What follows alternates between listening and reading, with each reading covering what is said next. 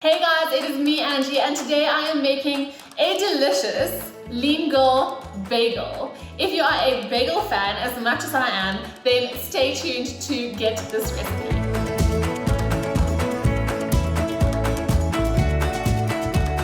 Hey guys, today I am making a lean girl bagel. I actually used to live in the States for 2 years when I just left school. I was an au pair there for 2 years, just outside Washington DC, and Americans are huge on bagels. So I have a real soft spot for them, and I don't have them all the time, but I just really felt like I was craving one. So I thought I would put together a lean girl bagel version for you guys and share with you how I'm gonna put it all together. So obviously, if we are making a lean girl burger, that means that it needs to be low calorie, right?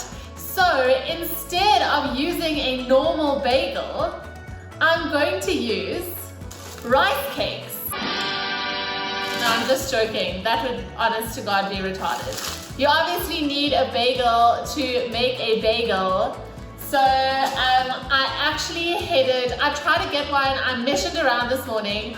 Woolies was still baking theirs, Pick n Pay was still baking theirs, so I actually managed to get one at Four Nose, where they then proceeded to tell me that I couldn't pay for anything less than 50 Rand. So this is a 50 Rand bagel, which is going to be so freaking worth it.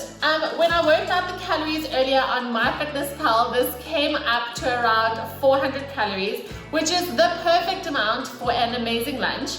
And the only reason why you would really avoid a bagel, because most people that are on a diet or trying to lose fat would probably tell you that bagels are totally off limits. But let me tell you, the only reason why you would think they're off limits is if you don't understand the calories in versus calories out equation. I'm getting serious about this. So, as you guys know, I'm all about a flexible approach, and I only really have one simple rule, and that is calories in versus calories out. So that means no foods are off bounds. How freeing and amazing is that? Most people think calorie counting means restriction. It actually is so amazing because you can basically eat anything you want as long as you fit it into your calorie budget, and that includes bagels. So I've got this delicious fresh bagel, which I am just going to slice in the middle, and I'm actually going to toast it. So I'm going to pop this in the toaster. That's the only way that I know how to eat a bagel is if it's toasted. So let me pop this in there, and then I'm going to talk about the other ingredients that I'm going to be putting on my bagel. Okay, so my bagel is in the toaster, and I'm now going to talk about what I'm going to be putting on my bagel. So normally, quite a popular topping for a bagel would be cream cheese and salmon, or just cream cheese on its own. So I decided that I'm going to create a lower calorie version. So I'm actually going to use some fat-free plain cottage cheese, which is honestly maybe a fifth of the calories of cream cheese, and I kind of like it. So I'm going to be using this, and then I'm going to be putting on some decadent oak smoked trout, salmon's ugly cousin, basically. But let me tell you, trout is actually less calories than salmon. So think about that one. And it's obviously much more affordable. Normal salmon at Woolies is kind of crazy. And so let me just open this up because it normally takes me a while to wrestle these packages open.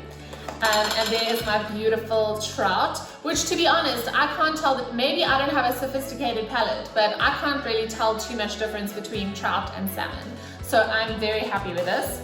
And then I also obviously needed a bit of greenery. So I got these little, it says same product, new packaging, but it actually doesn't tell me what it is. But it's basically just microgreens that I'm going to add onto the top. And so you guys know that I like really big, high volume meals. And so what I probably will do with a meal like this, which is a bagel, is I'll probably do a little salad on the side, just with lettuce, tomato, cucumber, gherkins, just so that I am still getting the volume and obviously all the fiber and that from the vegetables, which will help you stay fuller for a lot longer. And this is the perfect example of a well-rounded macro plate, because we have carbs, which is the bagel, we have protein, which is going to be the cottage cheese and the salmon, not the salmon, and the trout. And this is actually quite a fatty fish, so I'm not going to add any fats to this meal either, but the fats in the fish will actually help me stay fuller for longer as well. And then of course I've got my greens and my veggies, which will come from the salad and a tiny bit from these microgreens. So, I mean, why not? Wouldn't we have a bagel, guys? Ooh, my toaster just popped, so I think my bagel is ready. I don't know if you guys do this, but I just kind of try and use my nails. And I've actually made this Peroni toasty.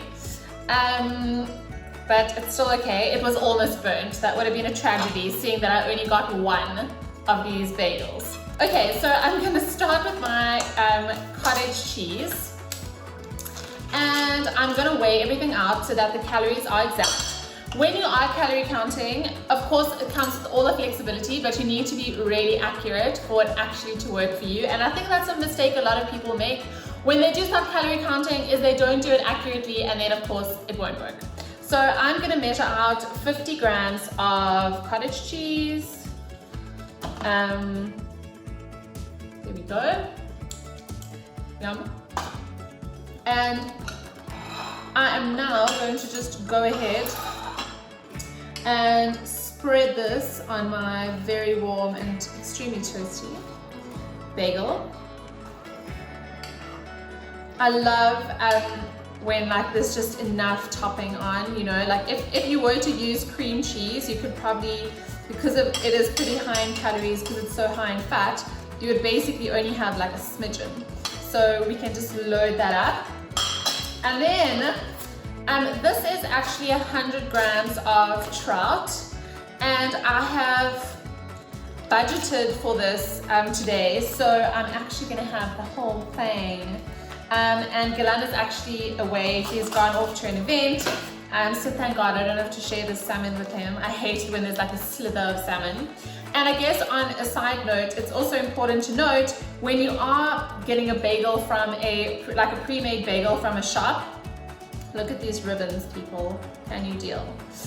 When you are getting a bagel from a pre-made shop, obviously they aren't using fat-free cottage cheese, they aren't using, you know, the ingredients are going to be a lot more decadent. So obviously if you're making this at home, you can make it low calorie, but a normal standard bagel that you're buying at a shop, bagel shop, generally they are pretty high in calories.